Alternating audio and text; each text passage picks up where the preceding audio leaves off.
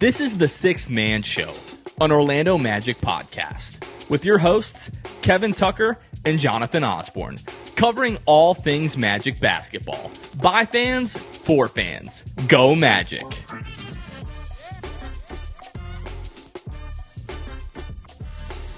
What's going on, Orlando Magic fans? You guys are back with the Sixth Man Show. Today is July 3rd, 2025. Jonathan Osborne here, as always, joined by my bald co-host, Kevin Tucker. What's going on? Last time I said wonderful, so this time I felt like I need to throw a dig at you. Taking shots early, man. I'm so glad to be joined by my balding co-host as well. Maybe a little bit. Receding, yeah. My receding co-host, Jonathan Osborne. How's that? The minoxidil and finasteride have been good to me. All right, good. So we're hanging on to what we've got for now. I'm glad. No, I'm doing well. I had a golf lesson today with my friend Brian, friend of the show. For my golfers out there, recently my golf swing just felt like it was non-existent, and I went to Brian today. He made a couple of adjustments, and I was hitting the ball better than I ever have. It's like you go to the doctor and you're like convinced that you're dying, and then he's like, "No, you. It sounds like you just had bad shrimp. Like you're going to be just fine." So always a relief. That put a little bit of a pep back in my step today. But what's up with you? Wow, I can't relate to that at all. That's very interesting. Yeah, things are good. Very busy, drama-filled week across the league. Maybe not enough drama in Orlando Magic world right now. Things are a little quiet after Monday, pretty much, with the opening of free agency. But yeah, I'm good and excited to talk through all this stuff with you. Let's start, before we get to the Magic, like what have your thoughts been about like just free agency this year in general? I had very low expectations because of how, honestly, just bad this free agency class is. Like, you know, we've had some really amazing classes in years past, like with some huge names, some big numbers and all that kind of stuff. And so coming into this week, I knew the list of free agents wasn't really that juicy or spicy. And so I had pretty low expectations, but they have found ways to make drama in other ways, right? Like in other avenues that have been really surprising. I don't think any are as surprising as the whole Miles Turner to Milwaukee, Dame getting cut thing. That was jaw-dropping. Not cut, sorry. Waived and stretched is the proper term. That was I think to me, that's the most drama-filled moment so far of this offseason. How do you feel? Which that occurred it was like the span of about 30 minutes. It felt like maybe less. Yeah, it was maybe quick. Even less than that. It was a pretty quick turnaround. Yeah, that's definitely been the biggest surprise of the offseason so far. And I guess I just kind of underestimated how few teams really have cap space, and just like how everybody is walking around these aprons as if they were napalm. Like just nobody wants anything to do with them. And teams are having to get creative and you know, make moves that are hurting their team in some cases, and some teams are finding creative ways to improve their team due to other teams' cap situations. So I feel like that's been pretty interesting.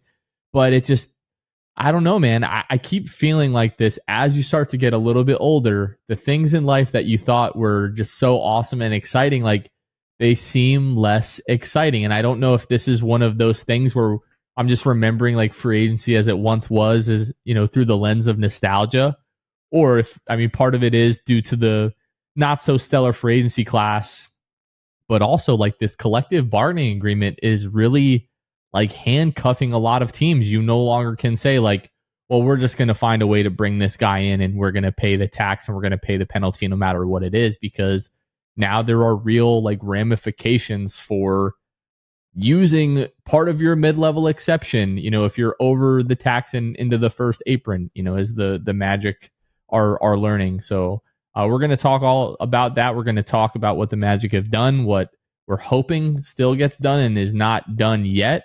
And yeah, we're going to talk a little Dame Lillard. You know, if we're over here dreaming, we might as well dream big. So we'll definitely talk all about that. Although a couple of things that were expected now that have been reported to be confirmed. Remember, nothing is official yet. We are in the moratorium currently, which ends July 6th, and that's when players can officially sign with these teams. But reports that Cole Anthony is going to be bought out at some point by the Memphis Grizzlies and move on. And then Gary Harris has signed a 2-year deal with the Milwaukee Bucks.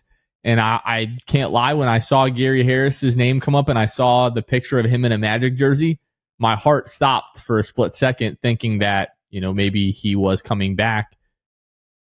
Did you see that notification the same way that I did? Were you? No, I knew he was gone. But I also think it's just very interesting because that was within, again, 2 hours max of the Dame news, and you go, oh, so Milwaukee is going from Damian Lillard to Gary Harris. Interesting. Yeah, and obviously it's not exactly apples to apples because Dame's not going to play for the vast majority of next season, if at all.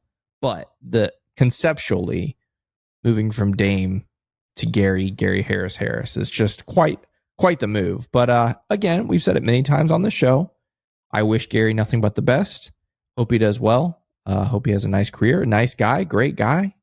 But I am relieved that we don't have him in Orlando.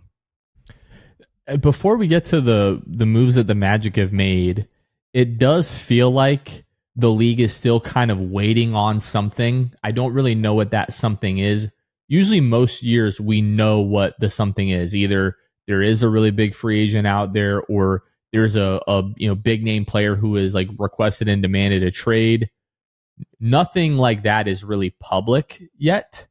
There has been talks, depending on what network you're watching or what podcast you're listening to, that some teams are kind of still, especially after the Miles Turner trade and the waving and stretching of Damian Lillard, some teams are still kind of holding out for hopes that Giannis will demand a trade. I don't know if that's like the last big domino that teams are waiting for to drop, but when you look at the list on SpotTrack of, when it's sorted by like previous average annual value of the free agents that are available, Malcolm Brogdon, Marvin Bagley, Chris Boucher, obviously Moe Wagner is there, who we'll talk about in a moment, Chris Paul, Al Horford, Gary Payton II, Trey Lyles, Josh Giddey, Jonathan Kuminga, Precious Achua, Malik Beasley. Everyone knows kind of what the holdup is there.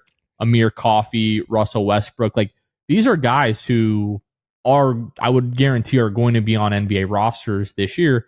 When you get past that point of the list, I think it gets a little bit murky when you get into like the Markieff Morrises and Tristan Thompsons and Patty Mills and stuff like that.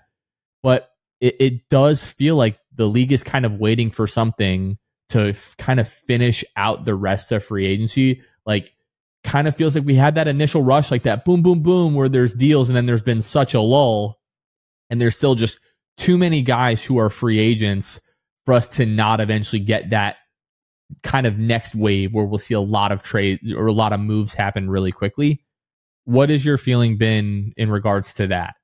Yeah, I mean, it's pretty much like you alluded to. Like, typically there's the 1, 2, 3 large dominoes that we're waiting for day one. And some years it's happened as soon as the clock struck 6 p.m. or in previous older years, midnight or whatever.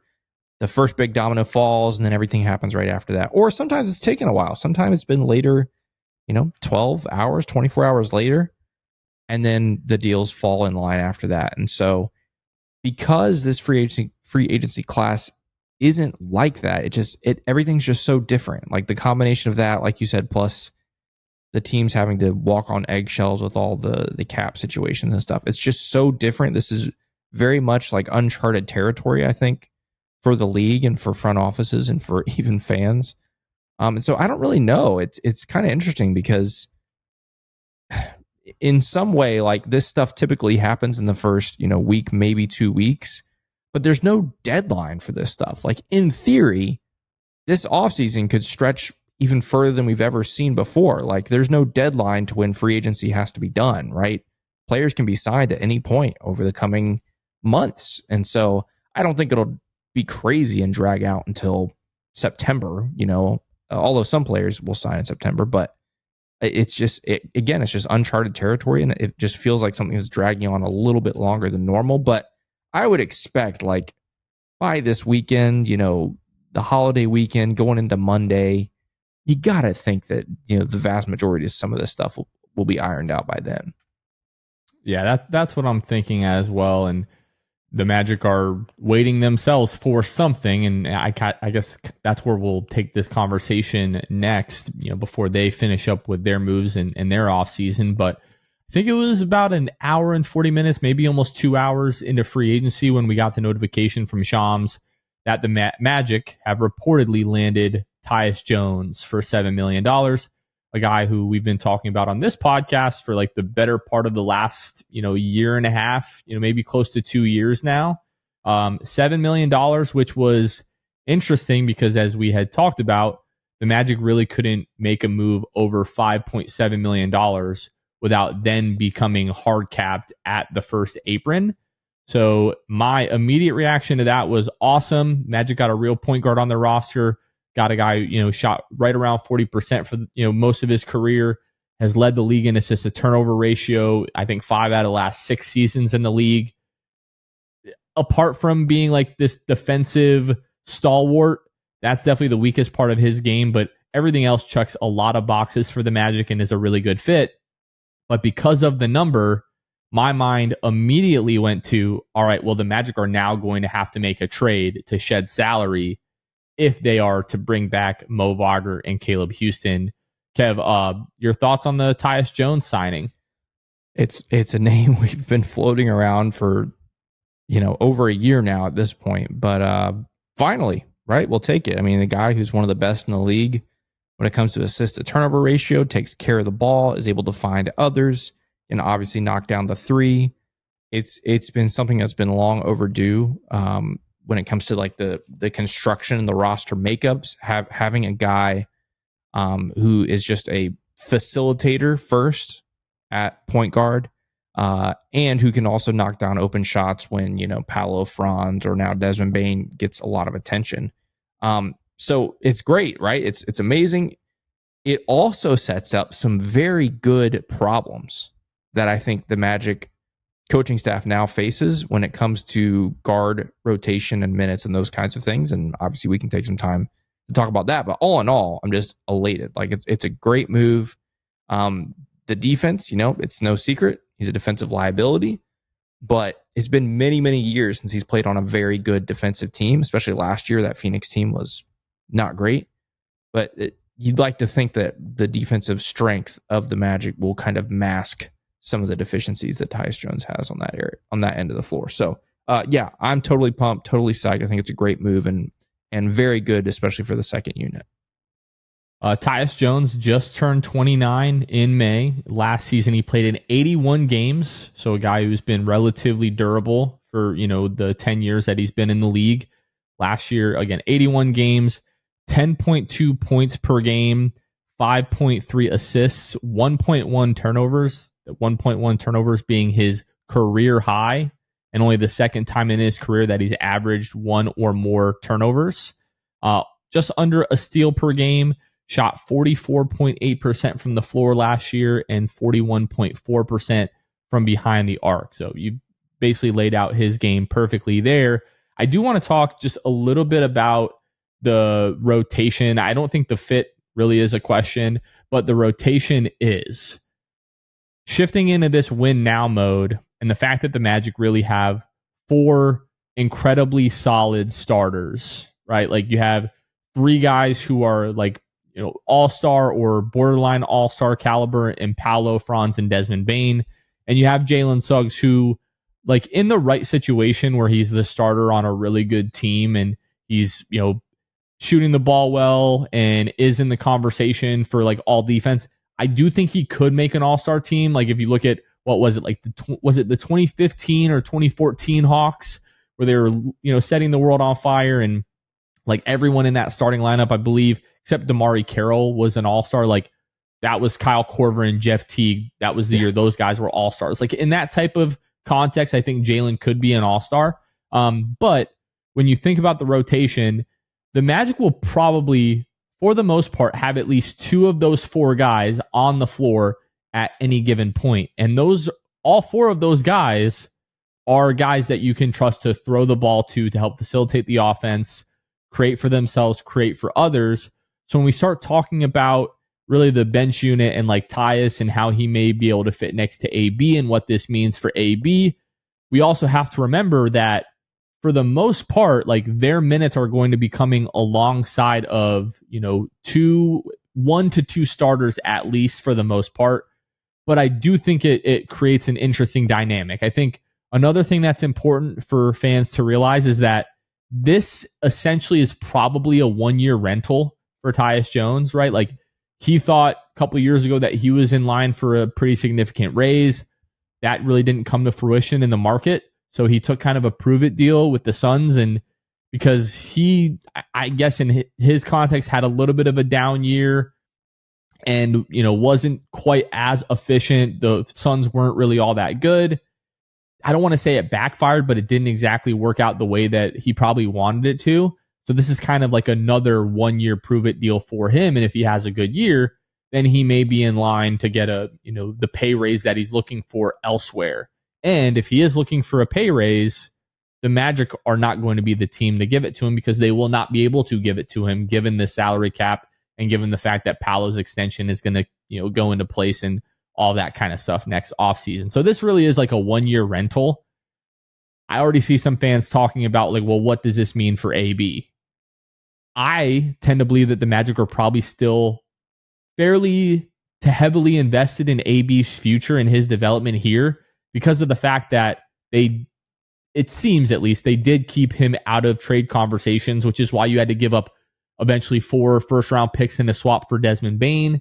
And the fact that you're not just going to throw AB to the wayside, in my opinion, because after a year, a guy like Tyus Jones most likely is not going to be here. And for the long term, it's largely beneficial for the Magic for AB to be the guy who can either spot start or run the second unit, being the primary ball handler, in those lineups. So see a lot of that conversation, but I'm just excited for preseason and the regular season to start so we can actually see what this is going to look like. Yeah, and another conversation is, late game situations, right? Like, Magic need a bucket. What are the 5 guys that are being rolled out for that? Like, take your pick. Obviously, Paolo Franz will be out there. Desmond Bane's going to be out there. Jalen Suggs has made some great plays down the stretch in his career. He's got a great shot to be in that moment. Tyus Jones could have a night where he's 5 of 6 from 3, and he could be put into that moment. AB hit a couple huge buckets last year. I'm thinking about he had a couple. He had a big one against the Pacers. He had the big one against, was it the Celtics? Well, he had another big corner 3 last year. Maybe it was the year before. I don't remember. But anyway, yeah, guys could be put into those spots late in games. And again, it ultimately comes down to this is a good problem for the Magic to have this year versus last year when guards, either went down or whatever. The second/third unit guards last year really, really struggled. Obviously, we talked about Gary jokingly at the beginning. Gary had a terrible year. Cole, you just mentioned. Those were some of our backups, last year. And this year, adding Tyus Jones to that mix, at least on paper, again, we had a guy on paper who was supposed to pan out last year, but on paper, Tyus Jones fills a lot of needs.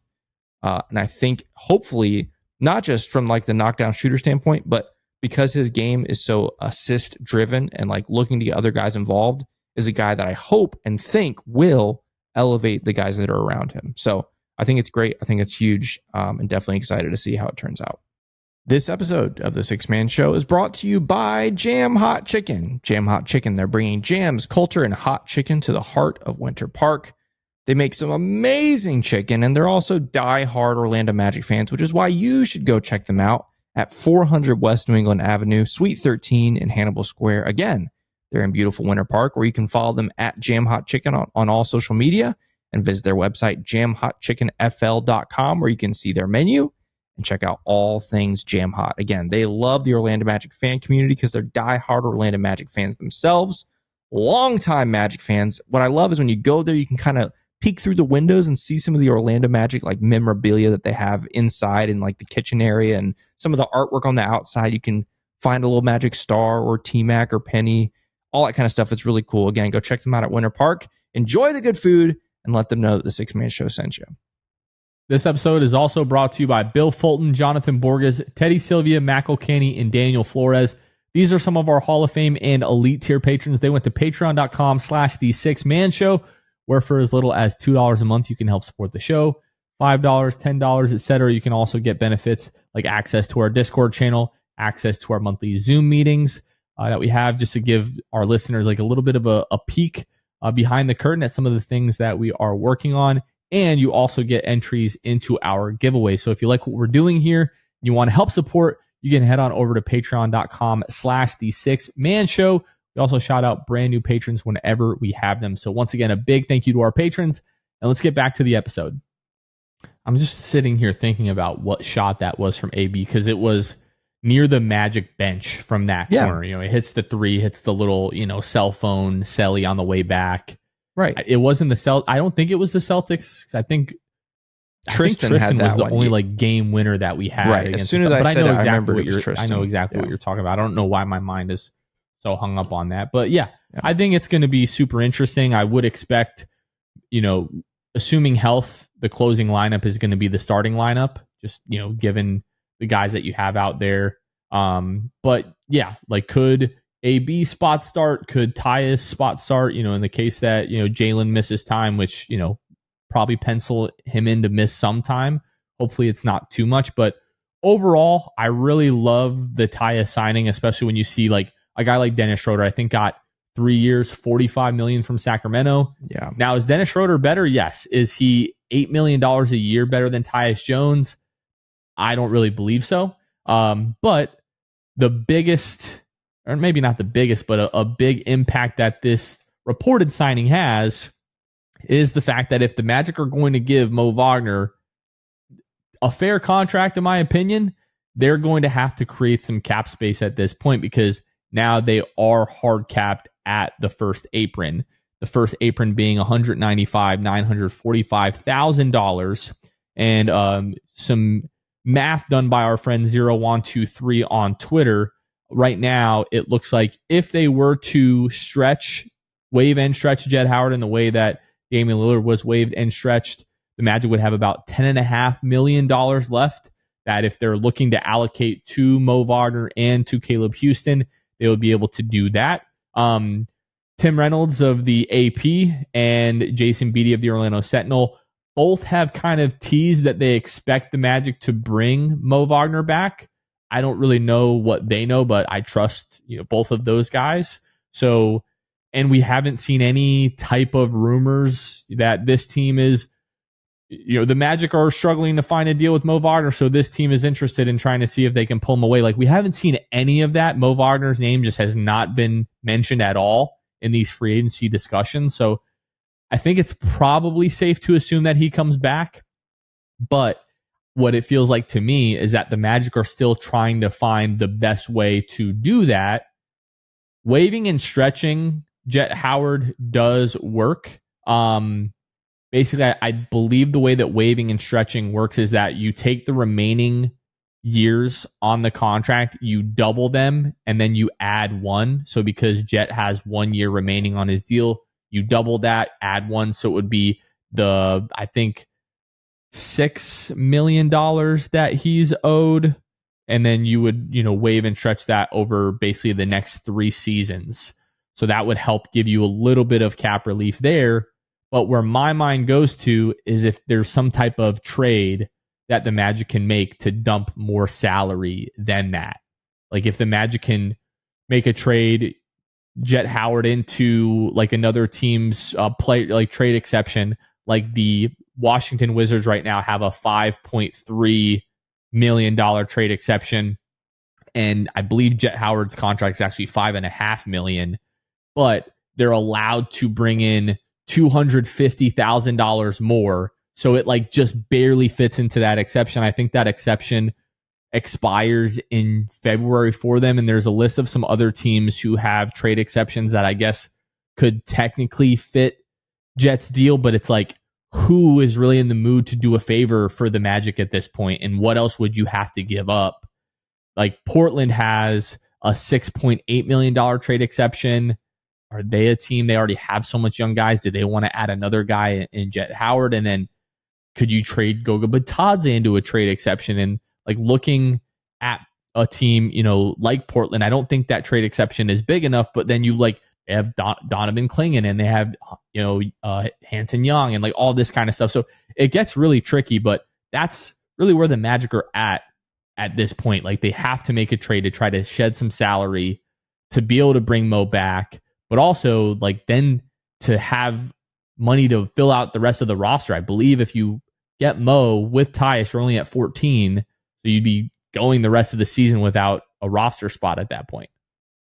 Yeah, the whole thing is quite interesting. Again, all signs seem to point that way, but it's one thing if Mo, went into this free agency period beforehand and said, hey, we're going to work something out. Don't worry about it.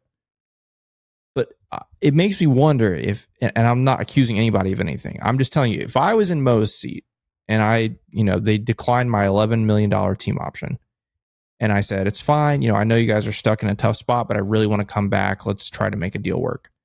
And then I'm sitting at home seeing Luke Kornet get $41 million. Or, some of the other numbers that we've seen. Mainly Kornet's the one that's interesting to me as another big. I'm like, wondering what else is out there. Now, would he get Luke Kornet kind of money? I don't know. We talked about it on the last show. Like, comparing these things is not always apples to apples. Whether it's, how many first round picks is a player worth, or how many, whatever, annual salary is it worth. It just depends on each team situation. But you do wonder if Mo and his agent are going, hold on, let's look around the league and see what's out there. But again, all signs seem to point that Mo's going to come back.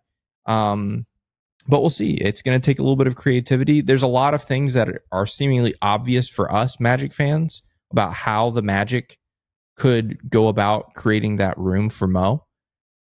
But if there's something we've seen from this front office in the past, it's sometimes they do things that surprise you. And so they could have some other things in their back pocket, different creative ways to make that kind of space. And so whether it's trading Jet or Goga, like we think could happen, or they come up with something totally different, who knows? But I'd like to think that the Magic are trying diligently to make that space for Mo. And like we talked about at the beginning, I really wish we'd have this answer by now, because it's a lot of suspense at this point. And each day that goes by makes it a little harder. But yeah, hopefully they'll be able to come to terms with Mo soon, because obviously I think every Magic fan would love to see him come back. Yeah, at this point, it's just like there just aren't teams that have a lot of cap space left. One, and the fact that he's coming off of the ACL definitely helps the Magic in that regard, because how many teams are at this point going to get into a bidding war with the Orlando Magic over a guy coming off of an ACL? Who really knows? Definitely hope that gets done sooner rather than later. Another thing that I've seen a lot of people saying, because I've just been sitting here bored, waiting for this stuff to come through. So I'm jumping on Spot Track and saying, like, okay, like what types of moves could the Magic be looking at, like for stuff that makes sense? Like Dave McMenamin, or McMinimum as we call him here, that's right, was on ESPN, and he was referring to the Lakers and how they're negotiating with a team who's waiting to resolve a center situation, and they might end up having like a surplus of centers, and then they may be looking to make a deal with the Lakers because the Lakers signed DeAndre Ayton today. So maybe their center problems are solved. I don't really know. They could be looking for a backup. But when I heard that, I thought, that probably isn't the Magic, but it might be the Magic. It could be the Magic. So I started to look at trades that make sense with the Lakers, and I put that on Twitter, and then people are now asking, like, oh, well, why are we looking to trade Goga and like get rid of our center depth? I don't want to get rid of Goga, but to me, if it's the difference between making a move that allows us to keep Mo, or we don't make that move, we just keep Goga and we lose Mo, I'm dealing Goga and keeping Mo, at least in my opinion. Ideally, at this point, the guy who is 100% without a doubt, I don't really see him having a path to have real minutes, and it's probably best for both parties at this point to go their separate ways, is Jet Howard, right? Like, again, if you can just essentially dump Jet Howard, That's not me saying that I think he's worthless and all these kind of things. It's just the Magic don't really have a lot of leverage at this point, and Jet has not proven that he can be a rotation player in the league yet. If a team trades for him, they're basically taking a flyer on a guy who was the 11th pick, who is really talented, just hasn't been able to make things work, and he's had opportunity in Orlando, but hasn't had a ton of opportunity like he would have if he was playing for this team 3 or 4 years ago, right? So do I want to move Goga? No. But in the case that you can't move Jet and your best options are like stretching Jet to get, an extra like $1.5 million right now, or trade Goga and be able to dump like $4 to $5 million, I'm probably leaning that way. Like whatever it's going to take to be able to bring Mo back and also fill out the rest of the roster, that's kind of the way that I'm leaning. It's not that I want to move Goga or necessarily like want to move Jet, even though I do think it's best for Jet and the Magic at this point. It's more of like the cap doesn't care how we feel about these guys. The cap is what it is. And Moe Wagner was the 4th best player on this team last year, like considering health, or not considering health, I guess. So yeah, I think you need to bring that guy back. Yeah, and that's pretty much what it comes down to. Like there's 3 paths, at least again, in our finite brains, there's 3 paths. The Magic could have something totally different up their sleeve, but path 1 involves Jet. Path 2 involves Goga. Path 3 involves neither, and Mo's gone. And so if you're asking me, basically you're picking between Goga and Mo, I'm picking Mo every time. It doesn't mean I want Goga gone, but if that's what it comes down to, I'm picking Mo and finding a different alternative for like a 3rd string center. And so, but yeah, again, maybe there's another path out there. We don't know, but it feels to me like that's kind of the pecking order when it comes to this. That I really do. I really think that's what the Magic are working on behind the scenes right now, is figuring out something with Jet that makes the most sense. But again, time will tell if that's the route they go or if they come with something else. I think we probably get news that the Magic have made a trade, regardless of who that is, and then within like 2 hours, we get news that they're re-signing Mo and maybe even Caleb as well. The other thing with Goga, like if you did find, a way to just like dump Goga, and then at that point, you're looking for like a free agent center, like that market is like less than ideal, right? Yep. Like Tristan Thompson, Taj Gibson, DeAndre Jordan, Thomas Bryant, Tristan Vukcevic, Jackson Hayes, Charles Bassey, Alex Len, Bismack Biyombo, Brandon Carlson, Christian Coloco, Micah Potter. Somebody threw Mo Bamba out there, which like, hey man, at this point, you got to do what you got to do. Like we could do worse than bringing Mo Bamba in if he's got to start. Like with the 4 that we have in that starting unit, you should be able to win games with almost anybody at center. Like we should be able to put me out there at center and win some games. Really? Yeah, I mean, maybe. I'll give you 5 fouls. I'll give you that. Same as Mo Bamba. Yep. Oh no. Well, I just I haven't listened to the podcast, but some of our patrons were sharing a podcast with us. It's a German podcast that Mo was on recently, and I believe they said that he should be ready by camp. But that right now it's more just like the mental part of the injury that he's trying to get over. But then when he comes back, is he like on a minutes restriction or whatever? Seeing a lot of people say that, he's not going to be back until January. That doesn't seem to be the case, but it also doesn't seem like he's going to be 100% by the start of camp either. And then, yes, you do have to factor in that it's very likely that Wendell is going to miss some time. So the Magic just can't go into the season without having 3 bigs. They just can't. Seemed like maybe there was going to be some Jonathan Isaac experimentation at the 5 last year. That didn't go well. Looks like he's trying to cut all the weight. We've seen that on social media. So a lot going on. I just threw something here. I don't know if you can hear that on the pod. Out of anger. You're just angry about the whole situation. No, yeah. I'm definitely not angry, but I'm definitely getting anxious and a little antsy. Impatient. Some people are getting impatient about the fact that we don't have Paolo Banchero news yet. He had a death in the family this week, so I'm sure the Magic are just giving him obviously time to grieve. And that contract is sitting on Jeff Weltman's desk right now, just waiting for Paolo to come and sign it. Like, nobody needs to worry about that whatsoever. Like, that news could come at any time. Yeah. So if you're worried about that, like, yeah, like what are we worried about? Like, are we worried that Paolo's not going to sign a max extension? Like, I mean, come on. Of course he's going to sign a max extension. Everybody signs a max extension when you're given it. So, yeah, don't worry. Don't lose sleep over it, Magic fans. Like, it's going to be fine. He's going to sign it. It's just a matter of time.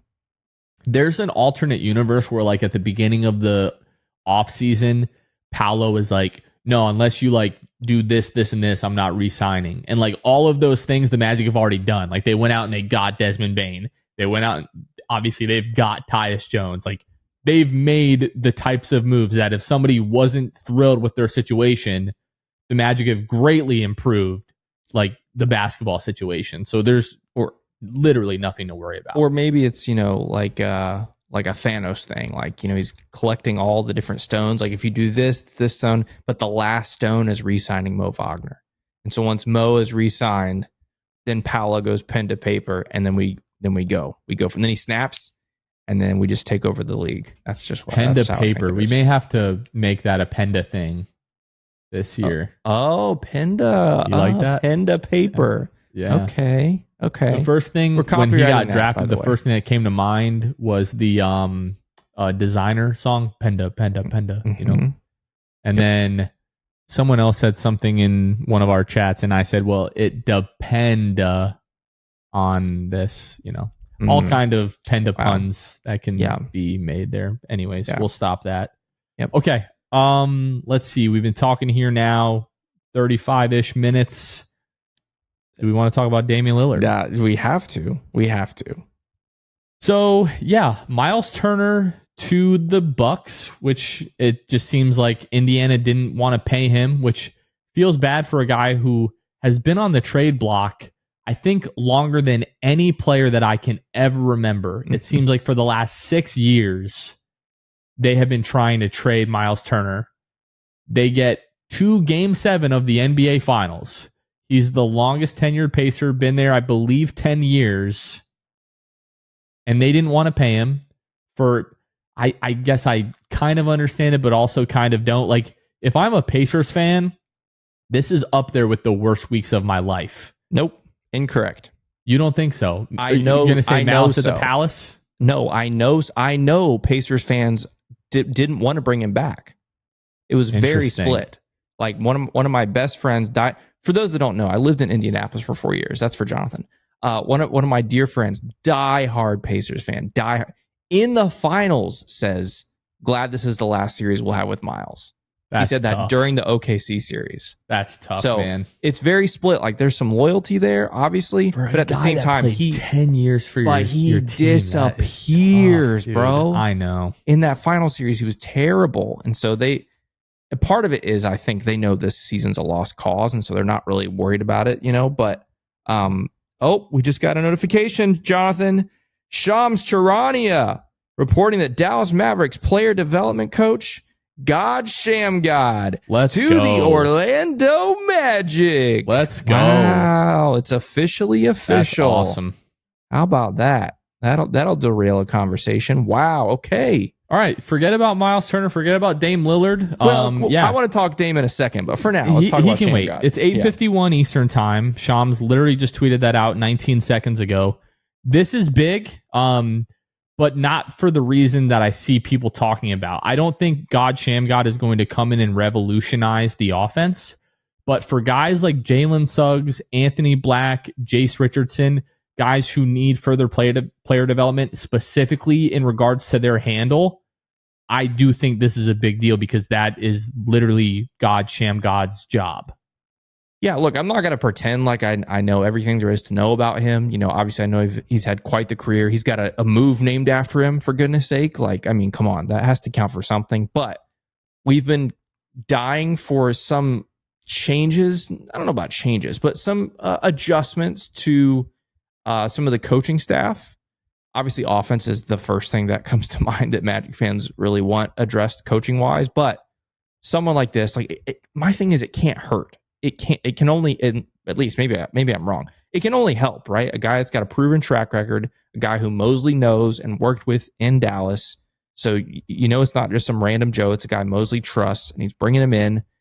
And again, like you mentioned, a lot of guys on this team could use some of the things that Shammgod has to offer. And so it sounds like a win. And obviously we've been linked with him for like almost 2 months now at this point. And so to see it actually happen is pretty cool. Very exciting. I wonder if we'll see him at Summer League at all. That'd be kind of fun. Yeah, that would be interesting. I don't know how many pods we've had where like news broke in the middle of it. It hasn't been many. Yeah. There was one really small one at one point, like, I don't know, like Gary Harris, team option. I don't remember what it was. It was something like that. Some role player I think we got. But outside of that, no, this is new. This is uncharted territory. Funny enough, 2 hours ago, when Shams announced that Frank Vogel is joining the Dallas Mavericks as an assistant coach, I commented under. I said, "Announce Shammgod to Orlando," and 2 hours later, here we are. Wow. So now you just need to reply to this and say, "Announce the Jet Howard trade," or announce the Paolo extension, and then he'll give it to us in a couple hours. Might have to do that. But, okay, can we go back to the Dame thing? Because like the Miles Turner thing, that's a separate conversation. What Milwaukee is doing is, on paper, it's wild. Doesn't even begin to describe it. So for those of you that don't understand what's happened, they're basically lighting, I think it's $23 million on fire. $23 million of their cap every year for the next 5 years. Right. So that means they are going to be paying 5 years from now, a 39-year-old Damian Lillard $23 million to not play basketball for their team. Probably to not play basketball for anyone. By 39, I mean, he's probably not. But like, that's really, really crazy. But then you pair that with, now you've got Giannis with Miles Turner. Like, is that really the duo you're selling to Giannis to try and compete for another championship? I don't know. There's a lot of like swirling reports about Giannis is happy about this. Giannis is not happy about this. Like, I don't think anybody really has a good read on that. But that's a whole separate conversation. Bucks or whatever. First off, I think this is, when in terms of the Bucks, it's a great move for the Magic. It's another team in the Eastern Conference that wants to try to compete. I don't think they got better by this move, personally. Now, is upgrading Brook Lopez to Miles Turner, is that an upgrade? Yeah, it is, but they don't scare me, okay? Here's the thing, though. With the Dame talk, this now frees up Damian Lillard to make $23 million next year by not playing basketball. So that means he's freed up to go play anywhere he wants, and teams can sign him for even like a minimum. If he's willing to do that, if he's willing to take the $23 million from the Bucks and get a minimum salary, what is it? What do we say? It's $2.5 million these days, $3 million. I don't remember what a minimum is anymore, the vet minimum. But regardless, it's not what he's actually owed. Like, it's not what, a guy like him is actually worth. So that opens up the possibilities to literally everybody. And if you're asking me, if Damian Lillard wants to come to the Orlando Magic, I'm saying absolutely. I know we just signed Tyus Jones. I know we just traded for Desmond Bane. I know we've got Anthony Black and Jace Richardson coming off the bench. I'm taking Dame every single time, especially at that minimum mark. I'll absolutely take him. Now, the injury is a different question, but to have a guy like Dame in the locker room this year, have him around the practice facility, that sounds amazing to me.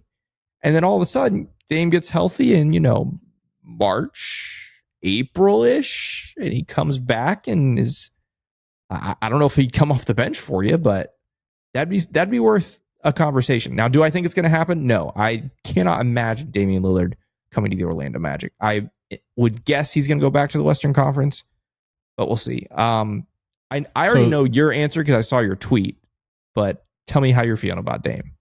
Well, the vet minimum looks like it's just about $3.5 million. Okay. Yeah, if you can bring in Damian Lillard on the minimum, you do it. Like you figure out how you need to do that to do that. I do definitely have strong doubts about him coming back at any point this season. And if he did, like straight off of an Achilles tear recovery, you're still not going to be 100% even when you are 100%. So for me, I would be looking at like, hey, if Dame wants to be a part of this, it's like a 2-year minimum. But is he going to want to do a multi-year minimum? That's why I don't think it happens, because for the Magic, like, we just don't have the cap space to give him. Like, sure, he's making $23 million a year from the Bucks. Could he probably still get $20+ million a year from a team that has cap space? Yeah. So if he wants to take that $23 million and turn it into $45 million after he's back, he could do that. But for whatever reason, if he wanted to be in Orlando and wanted to be a part of what the Magic are doing and want to help their, title odds, whatever, you obviously do that. But I give it like a 1% chance of that happening. My guess is he either finds some like Western Conference, contender, and like a team that he's like, oh, if I go to this team, I'm definitely going to get a ring, that kind of thing. Or he just goes back to Portland and finishes his career there. Right. What I don't understand are Magic, and please explain, like, if in YouTube or Twitter comments or whatever, why you wouldn't want to add Dame. Like, that's the thing that I've seen some people say they don't want to do. I just don't understand it. Again, it's far-fetched. I don't think it's going to happen. But if Dame comes to Jeff Weltman and says, hey, I'd like to join you guys for $3.5 million, you're telling me you're saying no? I just can't see that. I don't understand it. I don't know. If you're going to say, oh, it's going to sacrifice playing time for Anthony Black, I don't get it. I don't know. He's not going to play until spring anyway. So just to have him in the locker room for the next 9 months, I think it'd be awesome. But if you're against it, let me know why. Yeah, I think I read something. I don't know if it was Chris Haynes or it might have been completely fake, to be totally fair. This is not super well vetted, but that like a big part of him might just want to stay home in Portland with his kids while he rehabs and just take the $23 million this year, kind of rehab on his own dime in his own time, and then sign with the team next year and kind of go from there. I think that that's probably what is most likely going to happen. But yeah, if I'm telling you that I wouldn't scream out loud wherever I am if he ends up signing like a multi-year minimum with the Magic. Like, it doesn't make sense for him to sign a minimum with a team this year, in my opinion, just because like just doesn't seem like he's going to be ready. And if he's going to want to just come back fresh off of that and go like right into the postseason, that doesn't seem like a good idea for a 35-year-old coming off of a Achilles tear. Like, I don't know. I will just say it's not going to happen, but just follow. Just everybody listening to this, close your eyes unless you're driving. Close your eyes and just picture Damian Lillard in the new black statement jersey. Come on now.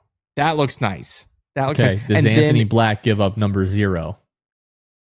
Oof, that's a good question. I hadn't thought about that. You kind of have to, right? I mean, he's Dame. He's a Hall of Famer. Like, I don't know. You got to. Like, I feel like if a guy's worn a jersey for 3 years, it's kind of tough to. I don't know. Mo Bamba gave up 5 when Paolo came aboard. Right. But I just can picture Dame in that black statement hitting a big 3 and, pointing at the wrist and Dame time and Kia Center goes crazy. I tell you what, Dame, we will give you permission to unretire 6. Oh my gosh. I'm just kidding. I don't know about that. Hey, it wouldn't be up to us, obviously. Yeah. But if Dame's like, hey, I'll come but you got to unretire 6 and let's win a freaking championship, go for it. Sure. That's fine. We can do. I can buy a Lillard 6 jersey. Sure. Yeah. I mean, we're super deep into silly season. Like, we're in the deep end of silly season right now. Yeah. But thinking about like Tyus, leaves in a year, you bring Dame in and you go from what our bench was to Tyus Jones to Damian Lillard coming off the bench potentially. That would just be wild. And at that point, I don't know how we're not like very strong title favorites. Well, we're inching that way. It seems like every week on Vegas. Like, that's the crazy part. Like, depending on the site, we're clearly the what are we right now? Third best. Have the third best odds in the East. I'm pretty sure it's Cleveland, New York, and then us. I think on most sites, the sixth best odds in the league overall. Right. But like we're creeping in on the Knicks. That's the other thing that's very interesting. Like we've really separated ourselves from the Bostons, and Philly's made a jump up there recently. Atlanta's made a jump recently, obviously. But on FanDuel, we're at plus 1,200. The next closest Eastern Conference team is Atlanta at plus 3,000. Right.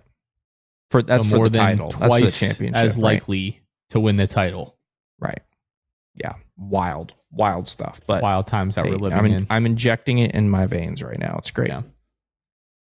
All right, Tyus Jones. Hopefully Moe Wagner. We'll see about Caleb Houston. Obviously, Paolo Banchero. Welcome, God Shammgod. And hey, can I do one more thing? Please. I know we're about to wrap the show up. I have one more side note that this week has really something we knew was coming. This week has really made me realize it even more. Okay. With the new structures and the new CBA and all that kind of stuff, we are seeing before our very eyes right now something that the Magic are going to face in the next 2 to 3 years. We're seeing it right now. We just talked about Miles Turner. The Pacers had to make a really, really difficult choice to let go of a guy that's been on their team for 10 years. You think about like the consequence of that, like the Dame thing, like Dame's injured for the next year, so the Bucks have to let him go, and they stretch him over 5 years.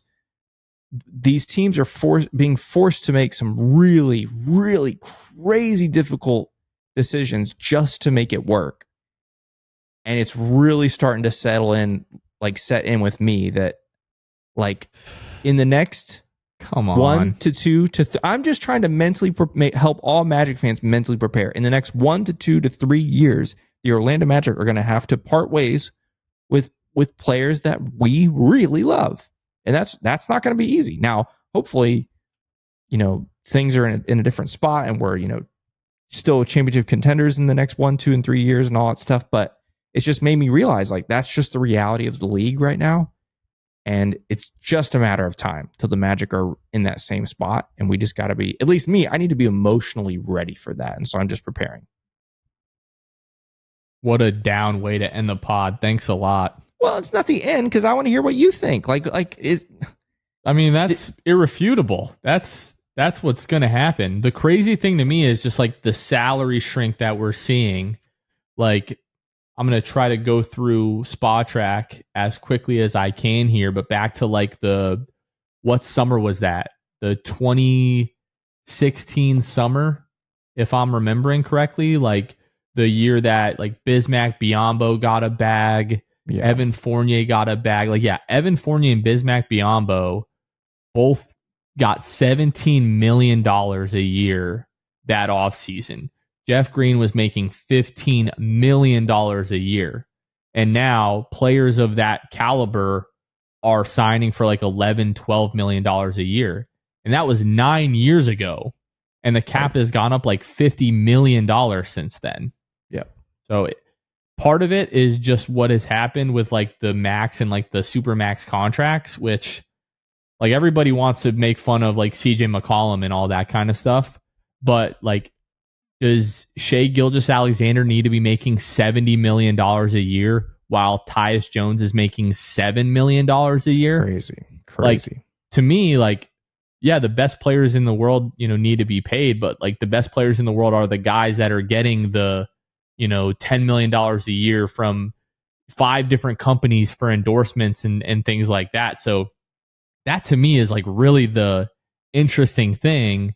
But on the other hand, like you see it in the PGA Tour with like Live Golf, and these other like Saudi backed like soccer leagues, like the biggest stars in the league going to these other places literally for no other reason than for money. So if you then change that dynamic, like people have joked about like, a Saudi basketball league like coming into play, like that is going to happen at some point.